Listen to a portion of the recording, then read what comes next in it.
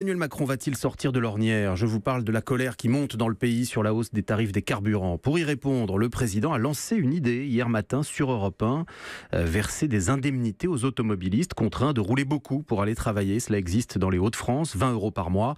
Le chef de l'État aimerait élargir à l'ensemble du pays. Seul problème, ce sont les régions qui devraient payer. Et évidemment, cela ne passe pas.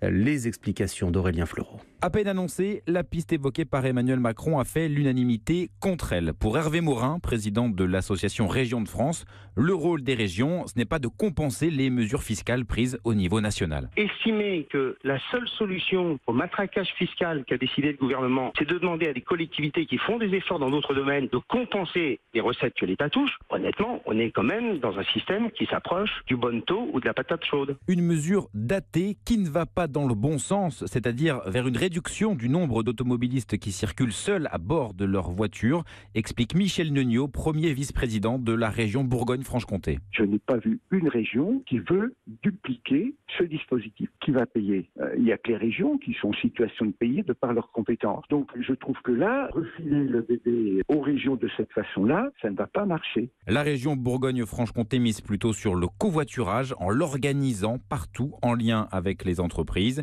Même chose pour l'Île-de-France et la Bretagne. De son côté, la Normandie préfère proposer des aides de 2 000 € à l'achat d'une voiture électrique. Aurélien Fleureau du service économie d'Europe 1.